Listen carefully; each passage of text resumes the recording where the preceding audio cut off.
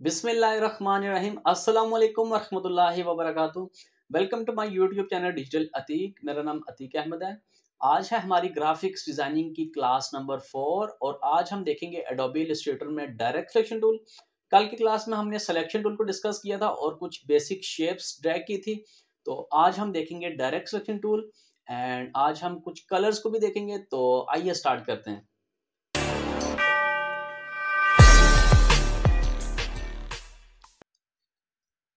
All right, तो मेरे laptop की स्क्रीन पे आ जाएं तो यहाँ ऊपर आ जाएं आपके पास सिलेक्शन टूल के साथ ही आपके पास दिया गया डायरेक्ट सिलेक्शन टूल।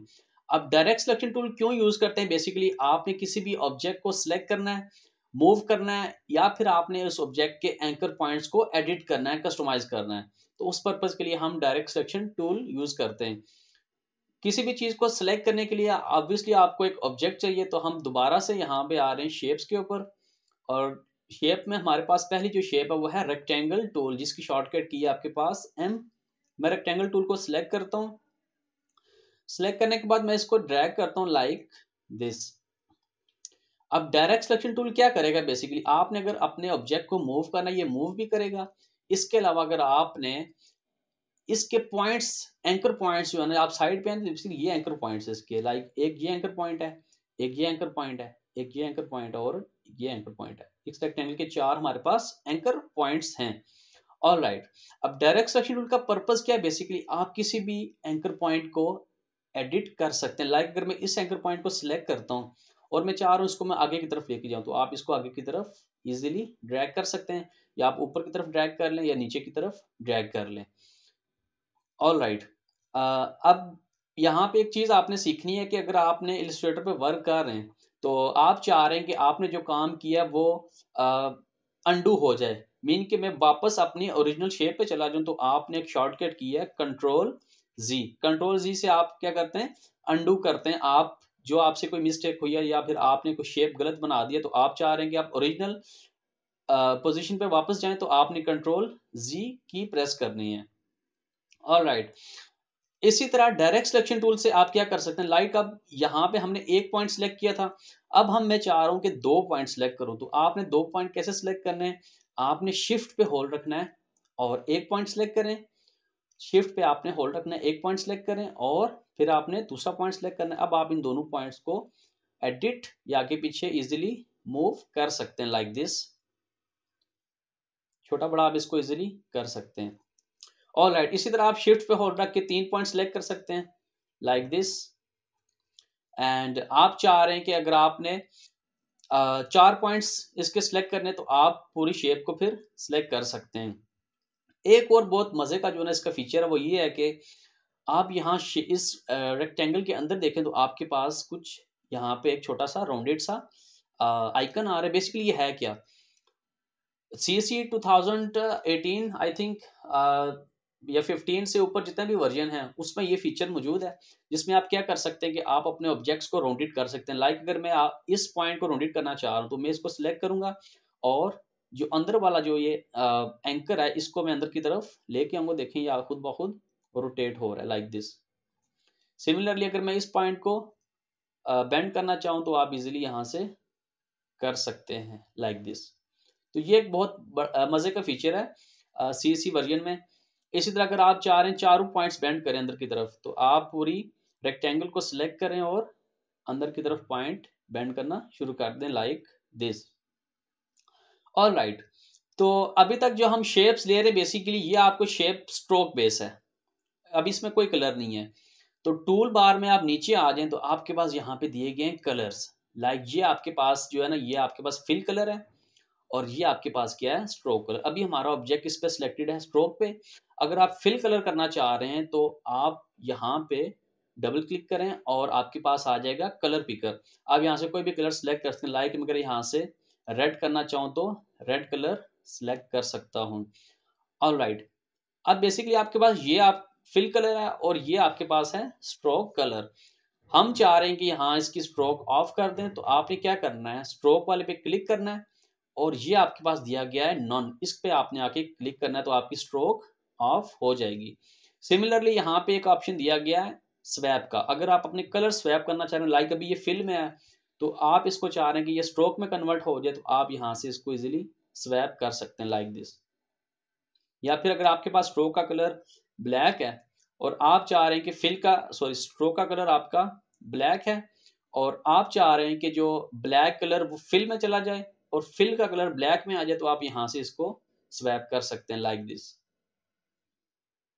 ऑलराइट, तो अभी फिलहाल मैं इसकी कर रहा हूं स्ट्रोक ऑफ और इसको रख रहा हूं मैं किस पे, फिल मूड पे। ऑलराइट, तो ये बेसिकली था आपका फिल कलर और स्ट्रोक कलर। आप यहाँ से फिल कलर कोई भी ले सकते हैं। कलर्स के ऊपर पूरी वैसे हमारी क्लास होगी, तो अभी जस्ट मैं दिखा रहा हूँ आप कैसे आपने कलर चूज करना है यहाँ से। तो आप यहाँ से कोई भी इजीली कलर अपनी मर्जी का चूज कर सकते हैं लाइक दिस। ऑलराइट, नेक्स्ट आ जाए आपके कुछ मजीद टूल डिस्कस कर लेते हैं। बेसिक टूल, डायरेक्ट सिलेक्शन का पर्पज आपको पता चल गया। इसके बाद नीचे आ जाएं, तो कल हमने कुछ शेप्स जो है ना वो डिस्कस की थी। आज कुछ हम एक दो आइकन्स जो है ना वो इन शेप्स की मदद से डिजाइन करते हैं। लाइक फर्स्ट ऑफ ऑल मैं एक आइकन डिजाइन करता हूँ, वॉइस रिकॉर्डर आइकन, या फिर आप इसको पॉडकास्ट आइकन कह सकते हैं। तो कैसे डिजाइन करेंगे आइए देखते हैं। फर्स्ट ऑफ ऑल आप यहाँ से एक एलिप्स टूल ले लें और इसको मैं रख रहा हूँ किस पे, स्ट्रोक पे, और यहां से एक छोटा सा सर्कल ड्रैग कर रहा हूँ like this one. All right, selection tool select करो बिकॉज हमने टूल को रिलीज करना है। तो सिलेक्शन टूल मैंने सेलेक्ट कर लिया। अब मैं चाह रहा हूं बेसिकली कि मैं चाह रहा हूं कि इस सर्कल का जो ये एंकर पॉइंट है ना, मैं इसको डिलीट करना चाह रहा हूं, मतलब इसको हाफ करना चाह रहा हूं। तो क्या करूंगा, मैं डायरेक्ट सिलेक्शन टूल लूंगा और इसको सिलेक्ट करूंगा और डिलीट का बटन प्रेस कर दूंगा। तो आपके पास ये ऑब्जेक्ट आ जाएगा लाइक दिस।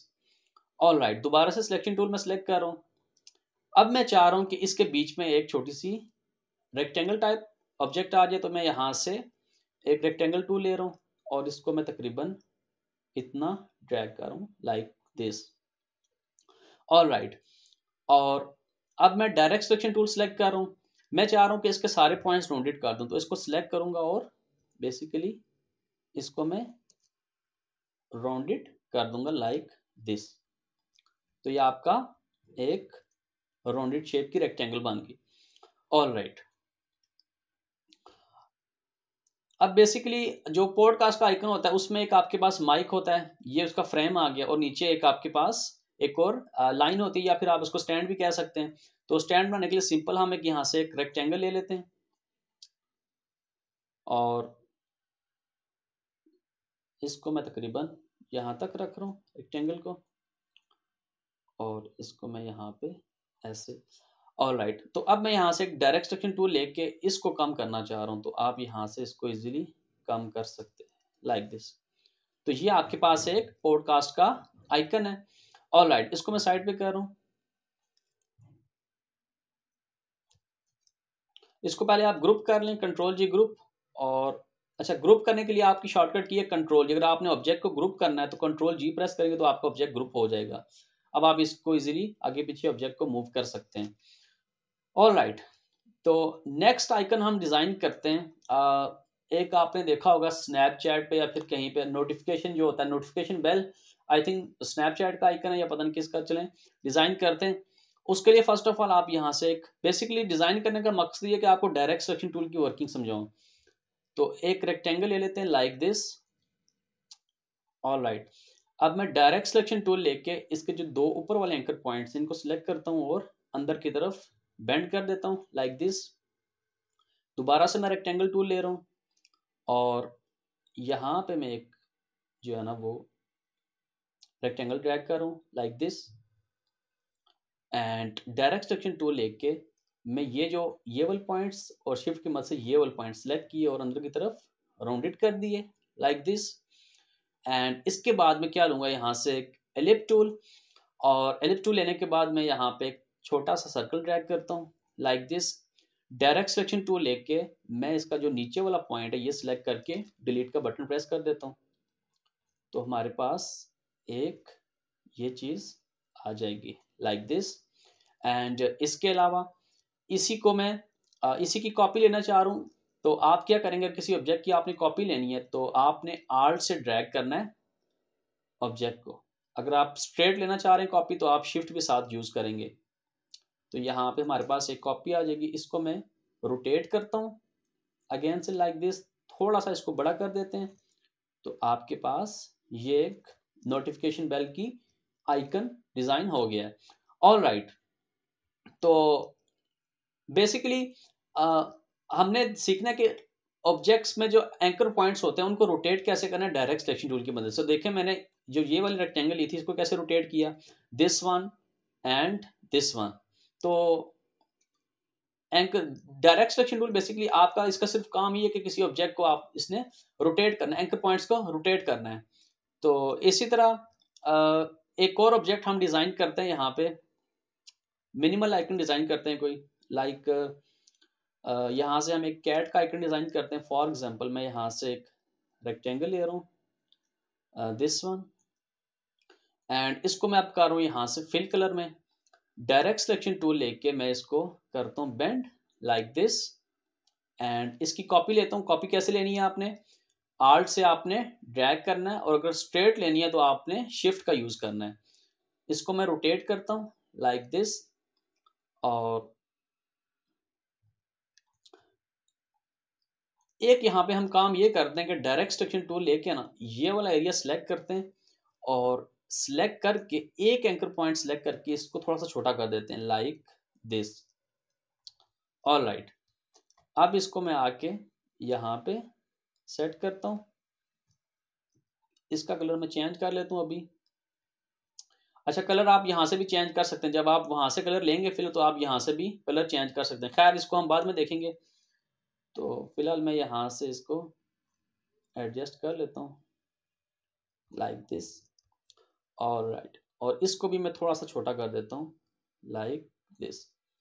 इन दोनों को सिलेक्ट किया, और हम यहाँ से ब्लैक कलर सेलेक्ट कर लेते हैं। ऑल राइट, अब यहाँ से मैं एलिप्स टूल दोबारा से सिलेक्ट करूंगा और एक छोटा सा सर्कल बनाऊंगा। अब ये सर्कल मैंने फिल में बनाया है, एंड मैं यहाँ से वाइट कलर सेलेक्ट कर रहा हूँ लाइक दिस, और इसको मैं यहाँ पे आके एडजस्ट कर रहा हूँ लाइक दिस। ऑल राइट, अब मैं यहाँ से ये करूंगा कि स्टार टूल जो मैंने आपको बताया था, स्टार टूल सेलेक्ट करना है। एक बार हम क्लिक करते हैं, क्योंकि हमने स्टार को खुद मैनुअली वैल्यू देनी है, तो मैं यहाँ से 3 पॉइंट कर रहा हूँ, मीन के मुझे 3 एंकर पॉइंट्स की जो शेप चाहिए तो वो बनेगी आपके पास ट्राइंगल। तो दिस वन, ये आपकी ट्राइंगल आ गई, और यहाँ से मैं इसका कलर कर लेता हूँ ब्लैक। ट्राइंगल को छोटा करते हैं, बहुत छोटी हो गई लाइक, थोड़ा सा इसको कंट्रोल जी करते हैं और दोबारा से इसको रिसाइज करते हैं।